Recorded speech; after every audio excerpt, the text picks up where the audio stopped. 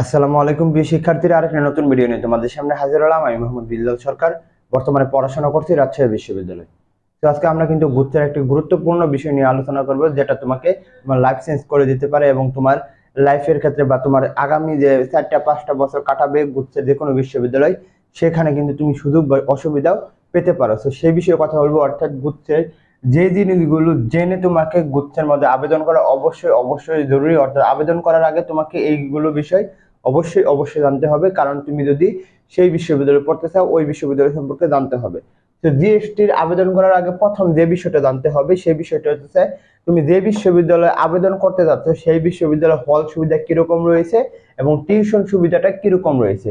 কারণটা কি, অনেকজনের মধ্যবিত্তের ফ্যামিলি রয়েছে, কারণ অনেকজনের টাকা পয়সা বাসা থেকে তেমন নিতে পারে না, প্লাস অনার্সে বাসা থেকে টাকা পয়সা নেওয়া খুবই টাফ হয়। সো ওই বিশ্ববিদ্যালয় হল সুবিধা কিরকম রয়েছে এবং ওইখানে টিউশন সুবিধা কি আছে নাকি, আমি ফার্স্ট ইয়ার থেকে টিউশন পাবো নাকি, সেই বিষয়ে কিন্তু তোমাকে জেনে ওই বিশ্ববিদ্যালয়ে কিন্তু আবেদন করতে হবে। আর এর আগে অবশ্যই বলবো কিন্তু চ্যানেলটি সাবস্ক্রাইব করে আমাদের পাশে থাকে, কারণ আমরা কিন্তু প্রতিনিয়ত গুচ্ছের আপডেট প্লাস গাইডলাইনমূলক ভিডিও দিয়ে যাচ্ছি। আর তোমাদের জন্য আরেকটি বার্তা, যেটা হচ্ছে তোমরা যারা second time plus English plus বাংলার মধ্যে তোমরা দুর্বল রয়েছে, তোমরা কিন্তু আমার পার্সোনাল বেস বা আমাকে আমাকে নক দিলে তোমাদের একা পড়ানোর জন্য চেষ্টা করবো। অর্থাৎ পার্সোনাল ভাবে আমার কাছে বাংলা ইংলিশ পড়তে পারো।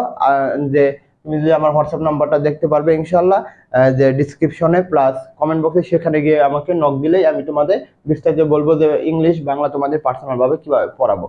তো 2 নম্বর যেটা এখানে কথা বলবো, যেখানে আবেদন করবে সেখানে সিট সংখ্যাটাও তোমার দেখে নিতে হবে। অর্থাৎ এরকম একটা বিশ্ববিদ্যালয়ে আবেদন করলে একেবারে সিট সংখ্যা মনে করো 50টা, কিন্তু তোমার পজিশন অনেক দূরে, তাহলে তোমার হবে না। তো তোমাকে সিট যেগুলোর মধ্যে বেশি রয়েছে সেগুলোর মধ্যে কিন্তু তোমাকে আবেদন অবশ্যই অবশ্যই করতে হবে। 3 নম্বর যেটা কথা বললাম, সিটের সাথে যেটা সবচেয়ে বেশি পেয়ার আসন সংখ্যা। সিট আর আসন সংখ্যা মোটামুটি একই, তো সিট সংখ্যাটা তোমরা দেখে করবে। 4 নম্বর যেটা, সেটা হচ্ছে পজিশন, অর্থাৎ তোমার পজিশন কত রয়েছে।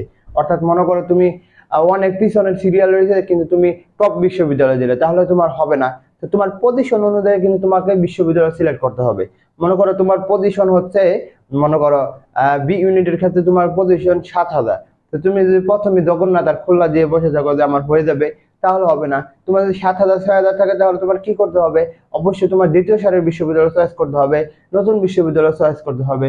তো তোমার পজিশন কত রয়েছে সেটার ভিত্তিতে কিন্তু তুমি তোমার বিশ্ববিদ্যালয় সিলেক্ট করবে। অর্থাৎ তোমার আবেগের বশতে বললে যে আমার পজিশন অনেকটা দূরে থাকলে আমি জগন্নাথেই পড়বো, আমি খুলনাতেই পড়বো, তাহলে কিন্তু তোমার হবে না। তো তোমাকে টেকনিক্যালি কিন্তু এই আবেদনটা করতে হবে, অর্থাৎ তোমার পজিশন অনুযায়ী আবেদনটা করতে হবে।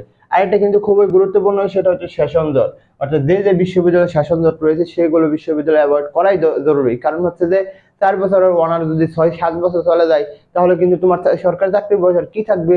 যেহেতু আমরা মেন ফোকাস করবো সরকারি চাকরিকে, তো সরকারি চাকরির বয়স থাকবে না, তো তোমাদের জন্য কিন্তু অসুবিধা হবে। অর্থাৎ যে বিশ্ববিদ্যালয়ের সেশন জট কম রয়েছে বা নাই বললেই চলে, সেইগুলো বিশ্ববিদ্যালয়ে আবেদন করবে। লাইক যেমন খুলনা বিশ্ববিদ্যালয়ে কোনো সেশন জট নেই।